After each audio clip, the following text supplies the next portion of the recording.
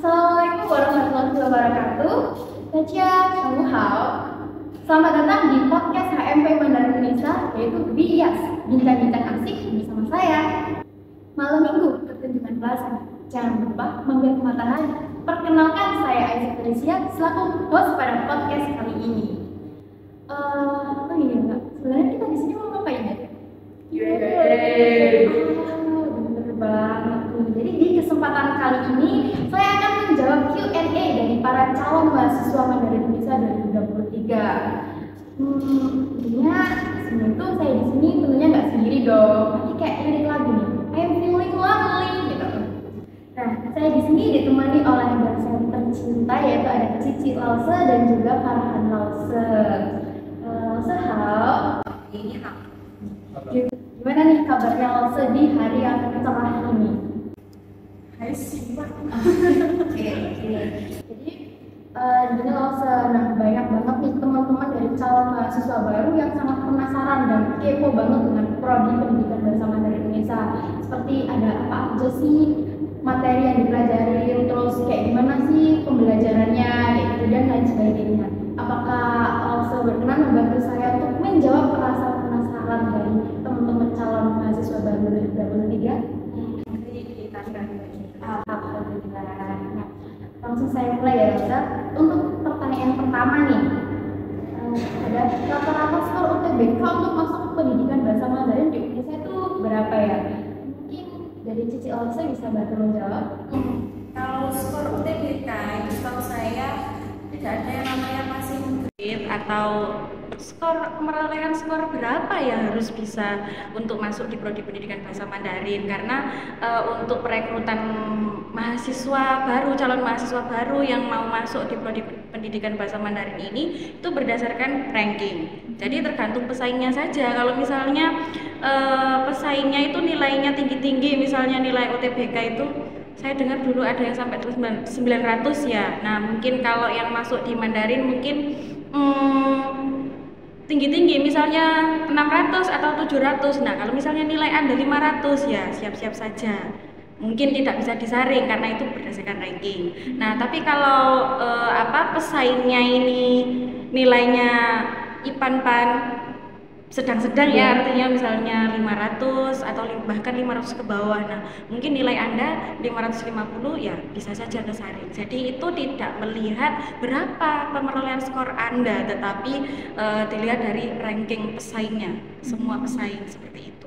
Berarti tidak tentu gitu ya Lause? Iya, nggak bisa dipastikan berapa skornya untuk bisa masuk Mandarin, nggak bisa. Ya, mungkin saya tambahkan juga ini juga tergantung kuota yang tersedia. Iya, kalau betul. semester depan kan kuotanya semakin banyak, jadi otomatis ya semakin mudah persaingannya. Kalau kemarin kan kita rata-rata rekrutmennya kan cuman antara 60 mungkin ya. Kalau semester depan kan sudah 3 kali lipatnya, jadi 180 kemungkinan ya semakin mudah untuk adik-adik maba bagi yang berminat untuk belajar bahasa Mandarin seperti itu. Jadi tidak perlu khawatir, kuotanya semakin banyak dan juga untuk peluangnya pun juga semakin besar seperti itu. Betul. Jadi kuota makin banyak maka peluangnya juga akan banyak.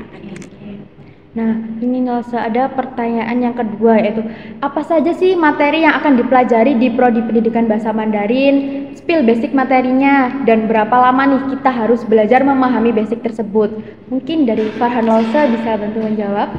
Kalau dari sebelum-sebelumnya kan belum ada pengelompokan ya, jadi yang sudah punya basic itu berkumpul dengan yang baru mulai. Jadi mungkin akan ada perbaikan kemungkinan untuk semester depan. Jadi yang sudah punya basic akan dikelompokkan sesuai kelasnya masing-masing seperti itu. Kalau untuk materinya ya kurang lebih percakapan sehari-hari itu yang pertama.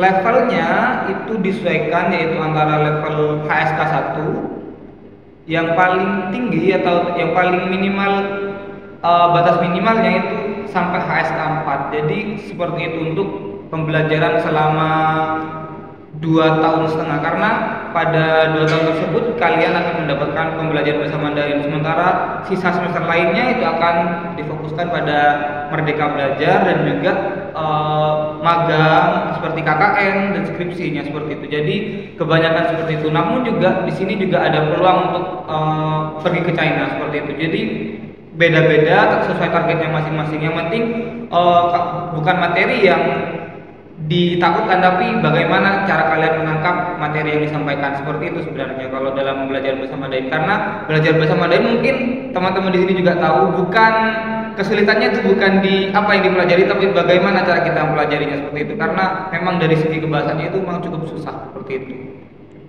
Oke. Nah, untuk selanjutnya ini sepertinya bukan pertanyaan nih, tapi berkeluh kesah, tapi mereka tuh bingung menemukan solusinya. Nah, ada yang gini lah, Kak, Mandarinku masih kurang banget nih, takut nanti waktu masuk jauh banget sama materinya. Bagaimana nih solusinya? Mungkin dari Cici Elsa bisa bantu menjawab. Nah, ini kalau solusinya ini memang dari awal, kalau dari tahun 2010 ya hingga kemarin 2022, nah itu dari awal seluruh mahasiswa, karena mungkin katanya Pak Farhan tadi mungkin next akan dikelompokkan gitu ya, ini kemungkinan kalau mahasiswanya banyak. Nah, karena kemarin itu kan mahasiswanya tidak terlalu banyak, setiap angkatan itu mungkin sekitar 60. Jadi mungkin yang udah punya basic, yang benar-benar punya skill Mandarin, yang sudah bisa ngomong kayak gitu, interaksi dengan bahasa Mandarin, mungkin yang dari seperti Nurul Jadid ya Pak ya. Nah, itu tidak banyak. Jadi kita tidak ada pengelompokan. Jadi semuanya hanya ada 2 kelas, tidak ada pengelompokan. Dan di awal semester sudah pasti kita ajari dari basic sekali, dari nol. Dari kita mempelajari konsonan ya, shengmu, yunmu, pepemefe itu, terus vokal, terus nada, terus dari cara penulisan hanzi, ada hengshu, itu semuanya kita mulai dari nol. Jadi tidak ada yang namanya ketinggalan, nggak ada. Ya mungkin ada beberapa perbedaan dengan yang sudah memiliki basic nih, tetapi karena kita semua mendapat perlakuan yang sama kan, mendapat perlakuan yang sama, semuanya diajari dari nol. Jadi itu semua tergantung dari pribadi masing-masing, mau nggak belajar dengan tekun, belajar dengan serius. Saya juga sama seperti kalian, dari SMA pun tidak ada basic sama sekali bahasa Mandarin. Jadi masuk di sini itu istilahnya kalau bahasa Jawa nol putul, sama sekali tidak ada bahasa Mandarin. Tetapi bagaimana cara kita untuk bisa menangkap apa yang disampaikan oleh dosen-dosen kita dan menerapkannya, tidak hanya menangkap tetapi menerapkannya. Kenapa? Karena bahasa itu adalah kebiasaan. Ya, jadi kita harus benar-benar bisa menerapkannya, apa yang diajarkan oleh Lause tadi. Oh, ada percakapan, kita praktekkan. Nah, bisa dengan teman sebaya kayak gitu. Jadi kita diajarinya dari nol, tidak ada yang namanya ketertinggalan. Kalau emang ada yang ketertinggalan, itu adalah dari pribadi masing-masing, mau belajar dengan giat enggak. Karena untuk belajar Mandarin itu harus mempunyai karakter yang tekun. Latihan Hanse kan, hampir setiap hari kita diberikan tingsi sama Lause. Nah, itu untuk mengasah keterampilan kita dalam menulis, berbicara, seperti itu. Ya mungkin saya tambahkan juga. Jadi kebanyakan takut ya, sebenarnya tidak perlu takut kalau dalam bahasa Mandarin itu. Jadi kan banyak cara kita untuk belajar, apalagi ada native juga ya Lause. Jadi kita bisa banyak-banyak ngomong sama native, latihan sama native juga. Jadi kebanyakan, meskipun sebenarnya kalau yang kebanyakan yang masuk itu kan memang kebanyakan, bahkan mayoritasnya itu belum ada basic sama sekali. Tapi kebanyakan, kalau teman saya dulu bahkan meskipun dia belajar di nol, tapi dia bisa meraih beasiswa ke Cina segala macamnya, seperti itu cukup banyak. Jadi nggak perlu khawatir sebenarnya. Apalagi kalau semester lalu, dimulai dari tahun lalu itu sudah mulai ada kayak komunitas bahasa Mandarin oleh programnya HMJ-nya sendiri. Jadi menurut saya sudah mulai ke arah yang lebih baik ke depan. Jadi harusnya dari situ bisa mulai belajar lebih dimanfaatkan lagi, digiatkan lagi belajarnya, seperti itu sebenarnya. Jadi nggak perlu khawatir sebenarnya untuk takut, oh saya Mandarinnya kurang.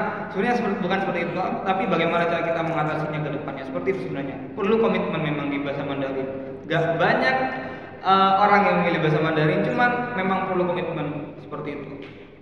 Jadi buat teman-teman calon mahasiswa baru Mandarin Indonesia nggak perlu khawatir nih kalau misalnya belum mempunyai basic sama sekali, karena kita nanti di sini tuh diajarin mulai dari nol bersama-sama gitu. Nah, untuk pertanyaan selanjutnya yaitu ada yang nanya nih, Ada yang nyanyi Lause. Tips mudah menghafal kosakata Mandarin dong Kak. Soalnya kan banyak tuh yang pinyin sama tapi beda artinya. Nah, mungkin dari Farhan Lause nih ada tips gitu cara menghafal kosakata Mandarin biar nempel banget di otak gitu kayak dia gitu misalnya. Aduh. Sebenarnya kalau menghafal ya, saya sarankan kalau di perkuliahan saya tidak menyarankan untuk menghafal, saya lebih menyarankan untuk memahami. Jadi setiap kita dapat kosakatanya, kita latihan cara pengucapannya terlebih dahulu pasti, kemudian kita tulis, kemudian kita gunakan. Itu yang paling penting. Jadi tidak dihafal. Oh, hari ini saya menghafalkan 5 kosakata seperti wo, ni, how, ai segala macamnya, atau tapi yang penting nggak terganggu dengan si dia ya. Kalau mungkin ada distraction mungkin anak akan kesulitan mungkin. Jadi yang penting kita tahu bagaimana pengucapannya terlebih dahulu, cara nulisnya, kemudian mulai dipahami seperti itu. Maka lama-kelamaan akan hafal secara sendirinya. Kemudian kita praktekkan dengan bahasa sehari-hari, dengan teman kita, dengan lause kita mungkin. Kami sangat welcome bagi mahasiswa yang mau berkomunikasi dengan dosen ataupun dengan yang lainnya pakai bahasa Mandarin, sangat-sangat welcome. Jadi saya sudah mulai membiasakan. Biasanya kalau saya ngechat sama anak yang punya basic bahasa Mandarin, saya sudah mulai membiasakan balasnya pakai bahasa Mandarin juga seperti itu. Jadi mulai dibiasakan kebiasaan-kebiasaan yang baik. Jadi dengan otomatis kita mulai hafal dengan tata bahasanya, dengan kosakatanya dan juga artinya seperti itu. Mungkin Cici Lause mungkin ada tips sendiri mungkin? Ya, kalau saya dari pengalaman saya sendiri ya, intinya kalau belajar bahasa itu jangan takut salah. Benar. Ya, harus pede. Tapi asalkan jangan malu-maluin aja ya. Ya, intinya itu tadi, karena bahasa itu adalah kebiasaan. Jadi harus kita praktekkan. Kalau saya sendiri dulu itu kan belum ada Android waktu itu, kita 2011 ya Pak ya. Yeah. Jadi kamus manual. Iya, kamus manual atau HP saya dulu Nokia itu yang bisa ketik Hanse. Nah, dari situ kayak dari kampus jalan ke sini itu sambil ingat-ingat pelajaran yang kemarin itu saya ketik aja. Oh iya, saya lupa Hanse-nya Cao misalnya ya, saya ketik. Nah, itu dari saya ketik itu saya bisa nempel di memori saya. Oh iya, seperti ini tulisannya. Ataupun kalau lause kami dulu kebanyakan native ya, kita sering banget dikasih tingxie. Nah, menurut saya tingxie itu memang menjenuhkan ya. Memang aduh lause tingxie lagi, tapi itu benar-benar bermanfaat bagi kita semua. Karena dari tingxie itu dari kita mendengar, kita latihan nulis. Itu kalau saya sendiri ya, kalau sesuatu yang saya tulis itu nanti bisa lebih melekat di saya. Kalau saya ya, nah, mungkin cara orang belajar kan berbeda-beda. Cuman kalau dari saya seperti itu. Jadi kalau cuman dihafal saja, wo ai ni seperti itu, mungkin sebentar hafal, sebentar hilang, ya sebentar lupa. Nah, daripada seperti itu mungkin bisa kita praktekkan. Tadi dapat kosakata apa, kita tulis di rumah sambil kita belajar cara penulisannya. Terus kita belajar praktekkan dengan temannya, dengan dosennya. Nah, seperti itu. Jadi lebih penting ke pengaplikasiannya. Kita gunakan sehari-hari, itu yang lebih menempel di kita. Jadi jujur saja dulu waktu SMP SMA saya bahasa Inggris lumayan. Nah, tapi karena saya sudah masuk di bahasa Mandarin dan rasa cinta saya sudah full di bahasa Mandarin. Nah, itu saya lebih sering menggunakan bahasa Mandarin. Intinya maksudnya setiap hari saya menggunakan bahasa Mandarin, apalagi pas di Cina. Itu tiba-tiba aja Inggris saya down, sudah hilang begitu saja. Nah, itu karena tidak ada pengaplikasian bahasa Inggris saya. Nah, jadinya saya lebih fokus ke bahasa Mandarin. Kenapa ya? Karena saya jurusan bahasa Mandarin. Jadi untuk mengingat-ingat kita harus diaplikasikan dalam kehidupan sehari-hari, diterapkan di dalam kehidupan sehari-hari. Ya, jadi pokoknya jangan takut salah kalau dalam belajar bahasa Mandarin. Karena pembelajar pasti akan buat salah. Yang penting bagaimana, semua orang tuh bikin salah, tapi bagaimana cara kita belajar dari kesalahan tersebut jangan sampai diulangi seperti. Jadi pasti akan ada salah, dari kesalahan itu kita belajar, terus kita perbaiki, kemudian kita praktekkan kembali. Itu sebenarnya yang pentingnya. Jadi menurut saya emang yang penting berani buka mulut, berani mencoba, karena emang setiap metode buat orang itu berbeda-beda. Kita tidak bisa ngasih, oh cara saya belajar seperti ini karena berbeda. Seperti Cici bilang tadi, Cici langsung bilang tadi, beliau suka menulis, lebih suka menulis. Kalau saya kan lebih suka ngomong, jadi saya kebanyakan lebih suka ngomongnya. Jadi beda-beda setiap orangnya untuk menghafal kosakatanya masing-masing. Yang penting berani mencoba, karena bahasa itu kalau nggak dicoba akan hilang lama-kelamaan. Itu sih mungkin yang buat adik-adik yang mau belajar bahasa Mandarin, itu mungkin tipsnya. Oh iya, sama itu Kak, kalau saya sih nonton film bahasa Mandarin, nonton drama bahasa Mandarin, dengerin lagu ya. Dari itu kan ada subtitlenya tuh. Nah jadi kita dari situ mungkin ada kosakata yang tidak kita pelajari dalam kelas. Nah dari situ kita mendapatkan kosakata yang baru. Oh lah, ternyata ada kosakata ini artinya begini, digunakannya dalam konteks ini. Jadi selain kita belajar di dalam kelas, kita juga bisa dari diri sendiri kita untuk menggali ilmu atau pengetahuan bahasa Mandarin dari luar, dari film bisa, dari lagu bisa. Itu sangat membantu saya. Nah, gimana nih teman-teman? Banyak banget tips-tips cara belajar bahasa Mandarin dari yang udah disampaikan oleh Lause. Nah, jadi jangan lupa dipraktekin ya teman-teman, kan udah di-spill nih banyak banget cara belajar bahasa Mandarin. Nah, untuk pertanyaan selanjutnya yaitu gini Lause, kalau Nyambi buka les Mandarin gitu kira-kira di semester berapa ya? Kan harus menguasai dulu. Nah, mungkin Cici Lause bisa bantu menjawab. Oke, kalau saya nangkepnya ini buka les-lesan, bukan buka lembaga les-lesannya ya. Kalau buka lembaga les-lesan, saya sarankan sih setelah lulus saja karena butuh modal kan ya. Tapi kalau misalnya untuk les privat seperti itu, mungkin tutor gitu. Tutor ya, jadi tutor les privat. Nah kalau di sini di sekitar Surabaya, khususnya Surabaya Barat itu kan banyak sekolah internasional ya Lause. Seperti SCS, Merlion, nah itu banyak. Nah itu kalau menurut saya tidak bisa diukur semester berapa, bisa, tetapi ya kemampuan diri sendiri. Tapi kalau dari apa yang sudah dipelajari dalam buku teksnya itu, materi yang sudah didapatkan itu sekitar semester 3, 4 itu 1 tahun belajar. 1 tahun bisa, jadi semester 3 itu udah bisa, tapi dalam artian penyesuaian dengan materi yang didapatkan oleh anak didiknya itu, anak les-lesannya itu. Misalnya kindergarten kan sekolah internasional, kindergarten atau misalnya SD kelas 1, 2 bisa. Tapi kalau misalnya yang kayak sekolah internasional yang saya tahu dulu sering ngelesin anak SCS ya, Surabaya Grammar School, itu kalau udah kelas 4 itu sekitar HSK 3. Nah, kelas 5 udah sekitar HSK 4, 5. Jadi kalau semester 3 sebenarnya belum nutut kalau misalnya sebelumnya belum punya basic ya. Nah, jadi menyesuaikan saja dengan kemampuan diri sendiri. Seperti itu.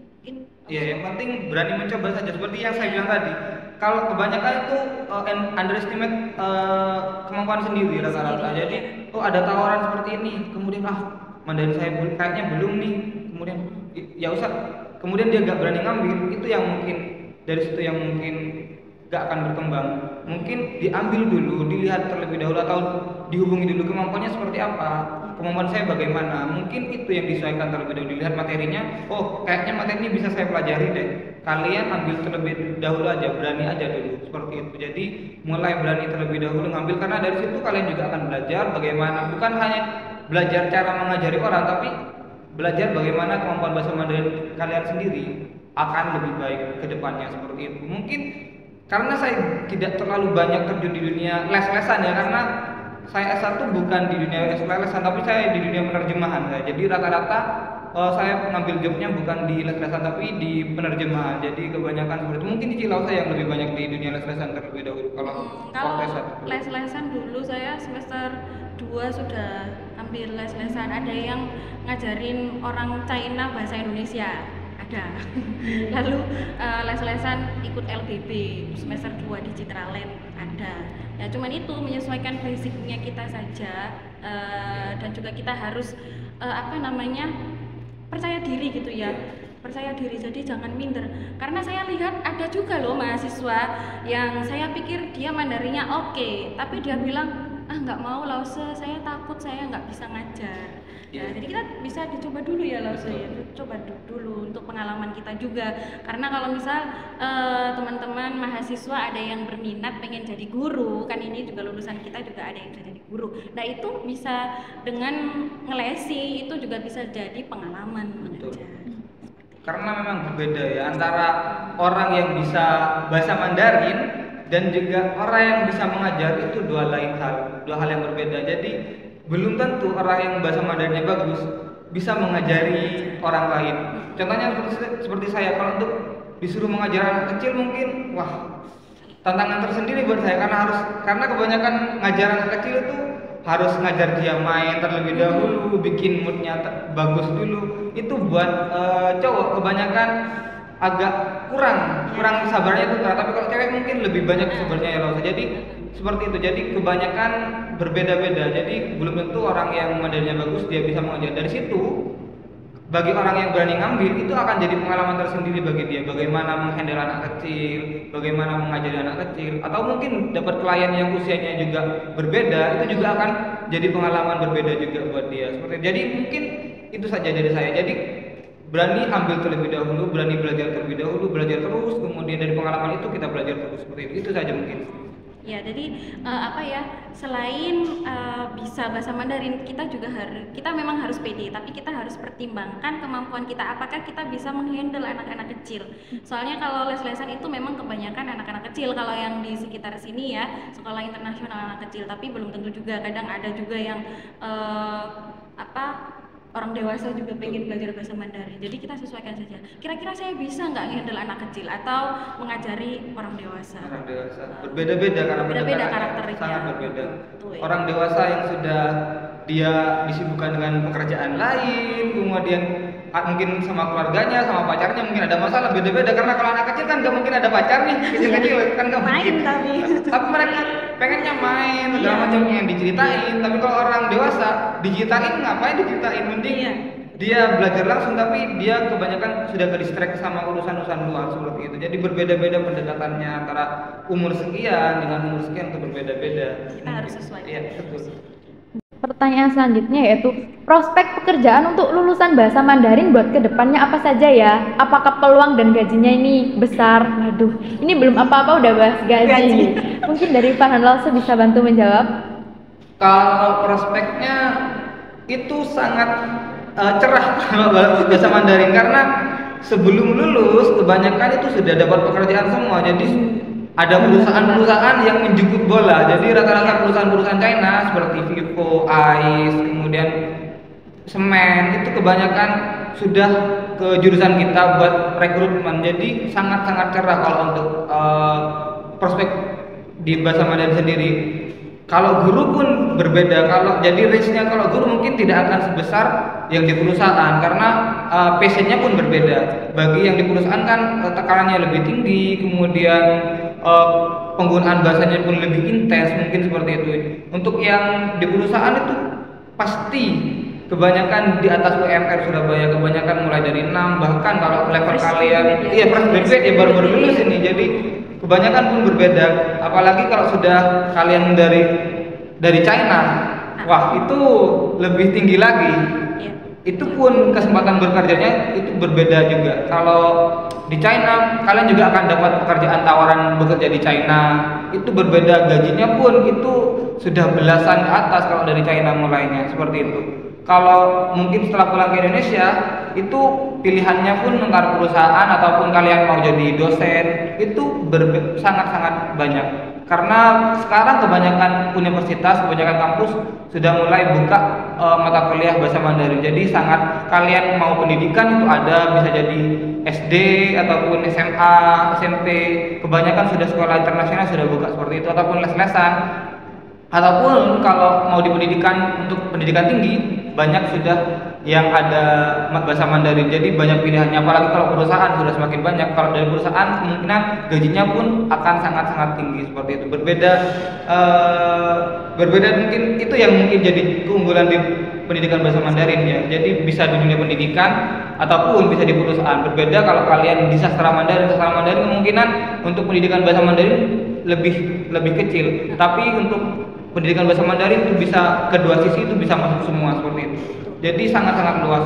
Apalagi kalau kalian mau bekerja di China, wah itu gajinya sudah sangat-sangat tinggi. Kalau dikursin ke sini Iya, tinggi sekali, tinggi sekali. Iya, jadi saya juga menambahkan nih, kan saya bagian BK juga. Nah, biasanya itu ngurusin mahasiswa ambang batas.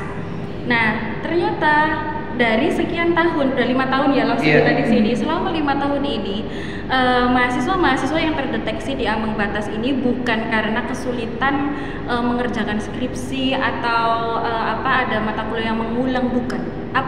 Mereka sudah kerja.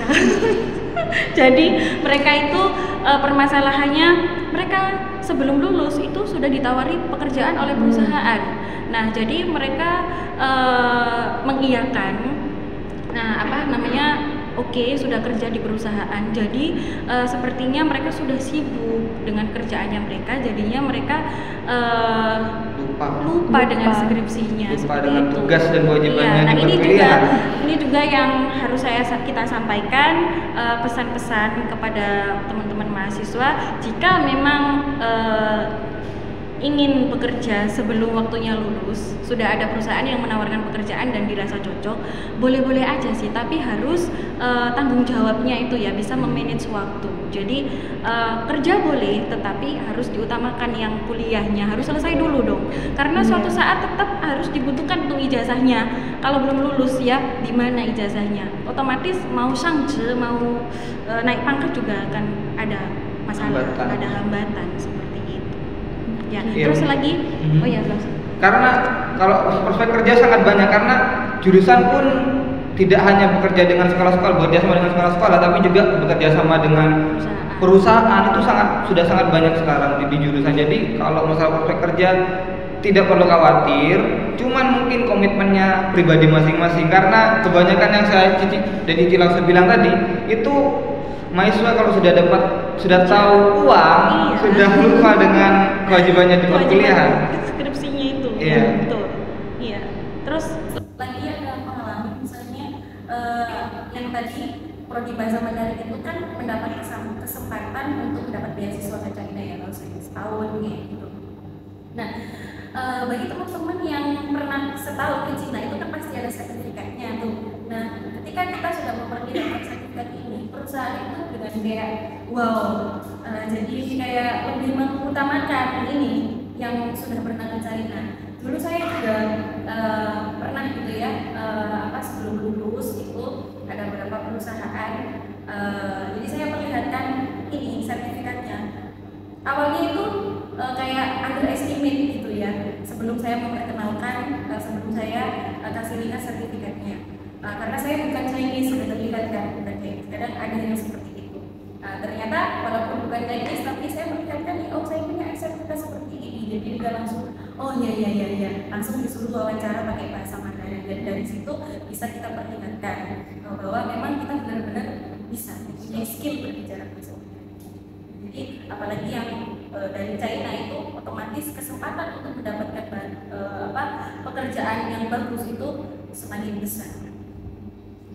Jadi buat teman-teman semuanya, calon mahasiswa baru prodi pendidikan bahasa Mandarin nggak perlu khawatir, nggak perlu overthinking buat prospek pekerjaan di depannya, karena prospek pekerjaan dari lulusan pendidikan bahasa Mandarin itu sangat-sangat banyak banget peluangnya.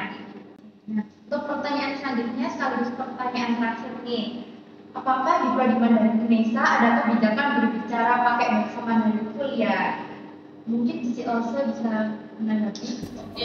Dari buka prodi bahasa Mandarin 2010 hingga sekarang belum ya Mas. Tetapi kami sudah punya rencana mulai semester depan kita mungkin akan membuat semacam Chinese Day seperti itu. Jadi dalam satu minggu ada satu hari, mungkin misalnya hari Senin atau hari Rabu kita pasti pilih yang hari padat-padatnya perkuliahan, harus menggunakan bahasa Mandarin full dengan sesama teman, dengan dosen yang memiliki basic bahasa Mandarin, latar belakang bahasa Mandarin ya. Kalau tidak menggunakan bahasa Mandarin akan dikenakan sanksi.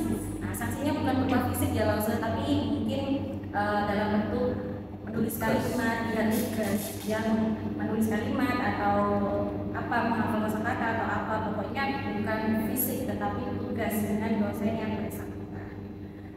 Kenapa? Karena ini bertujuan untuk membiasakan kita juga, karena saya lihat mungkin kalau kita ajak ngomong bahasa Mandarin itu nyambung, teman-teman mahasiswa nyambung, tetapi untuk menanggapinya seperti sulit. Nah, kenapa? Karena kita di sini biaya wajib, tidak ada lingkungan berbahasa. Nah, kalau kita di China otomatis sehari-hari kita kan menggunakan bahasa Mandarin ya, dengan laupan, dengan dosen, dengan siapapun itu. Ya, di sini kan nggak ada seperti itu. Jadi kalau tidak ada kita sendiri harus menciptakannya. Nah, jadi mulai semester depan kita berencana seperti itu. Dalam 1 minggu ada 1 hari yang namanya Chinese Day, full dalam sehari menggunakan bahasa Mandarin. Jika tidak ada hukuman seperti itu. Tidak perlu takut juga sebenarnya. Walaupun lama-kelamaan kebiasaan kalau sudah dibiasakan itu tidak akan semakin nyaman. Jadi jangan khawatir. Saya kayaknya nggak bisa dicoba dulu lama-kelamaan, pelan-pelan dulu. Contohnya Oya semua seperti itu aja yang mudah-mudah terlebih dahulu. Yang penting berani ngomong, berani mencoba, sebenarnya itu yang penting. Nah, ini berlaku juga nggak sama mana? Berlaku juga. Nah, gimana langsung nggak ada basicnya? Kan sambil berjalan sambil perkuliahan itu kan sudah dapat kosakata gitu. Langsung aja diterapkan. Kalau tidak ada mungkin sambil dibantu gerakan boleh. Jangan ada kosakata bahasa Jawa, bahasa Indonesia. Kalau betul itu masih harus ada punishment. Kalau mungkin dari bahasa Jawa mungkin bukan mix gimana ya? Maksud saya kalau dari kata-kata bahasanya, bahasa Mandarin yang dijawakan nggak terlalu jadi masalah mungkin. Jadi yang penting ngomongnya pakai bahasa Mandarin terlebih dahulu, mencoba dulu. Jadi tapi harus bukan ini kesalahan ini diteruskan, tapi mungkin ada temannya yang bisa itu dicoba dibenerin. Jadi harus ngomongnya kayak gini loh. Kayak gitu mungkin akan jadi masukan jadi buat teman-temannya seperti itu. Saling belajar. Bagi yang mau masuk di bahasa Mandarin tidak perlu takut, tidak perlu khawatir. Yang penting dicoba aja terlebih dahulu, banyakin ikut kegiatan-kegiatan penunjang lainnya, karena memang saya harapkan bukan hanya dalam skill bahasa Mandarin saja yang baik, tapi juga dalam skill organisasi juga baik, mempunyai prestasi yang baik. Jadi tidak hanya ikut perkuliahan saja, tapi juga ikut kegiatan-kegiatan penunjang lainnya, karena yang saya yakin itu tidak semua orang itu akan terjun dalam bidang yang sama, tapi juga akan mungkin ada di konten kreator kah nanti, atau mungkin karena jurusan ini sangat beragam sekali, ada yang jadi selebgram, ada yang jadi penyanyi juga ada, jadi beda-beda, banyak banget. Baik, terima kasih Lause atas waktunya dan juga jawaban mengenai rasa penasaran dari para calon mahasiswa baru Prodi Pendidikan Bahasa Mandarin. Nah, buat teman-teman calon mahasiswa baru Prodi Pendidikan Bahasa Mandarin yang mungkin masih mempunyai rasa penasaran mengenai Prodi Mandarin Unesa, bisa follow Instagram @mandarinunesa_official atau Instagram HMB Mandarin Unesa, dan pantengin terus Instagramnya untuk mendapatkan info-info terbaru tentang Prodi Pendidikan Bahasa Mandarin Unesa. Pak Robi pulang ke rumah Pak Robi sangat besar dan elegan. Ucapan saya mungkin ada yang salah, saya mohon untuk dimaafkan. Saya Felicia, selaku host pada podcast kali ini, mohon undur diri. Wassalamualaikum